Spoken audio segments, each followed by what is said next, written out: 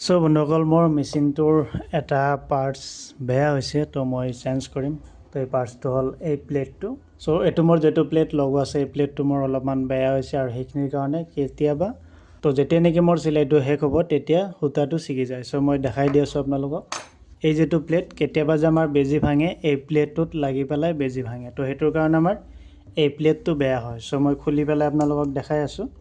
তাৰ কাৰণে আমি এইটো খুলি ল'লে আমাৰ অলপমান সুবিধা হয়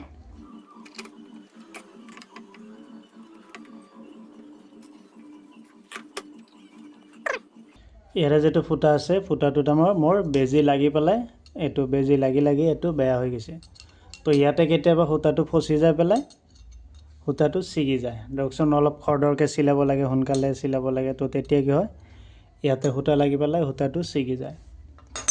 সো এটোৰ কাৰণে মই এটো প্লেট আনিছো আৰু এই প্লেটটো এতিয়া মই ফিটিং কৰিম তো এটো জিয়াতে খুলিছো তো চাওক ইয়াতে কিমান লেত্ৰা হৈ আছে সো মই অলপমান সাফা কৰি দিও তো এয়া যে লেত্ৰা আছে এয়া কিমান লেত্ৰা আছে এই দুদিনত অকনমান লেত্ৰা হৈছে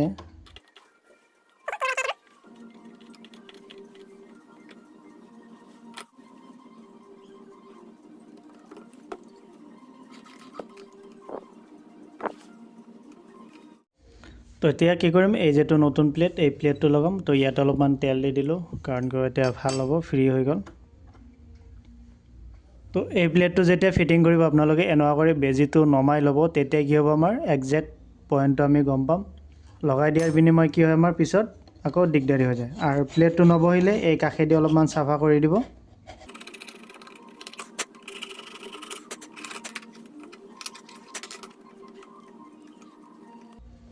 তেনেকা বহাই লৈ পেলাই এতিয়া আমি ইয়াৰে যে কেটা স্ক্ৰু আছে দুটা স্ক্ৰু থাকে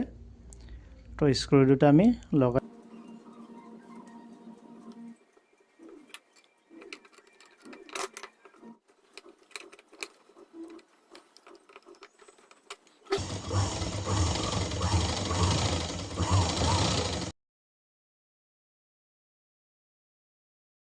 তো এতিয়া আমি এই ফিটটো লগাম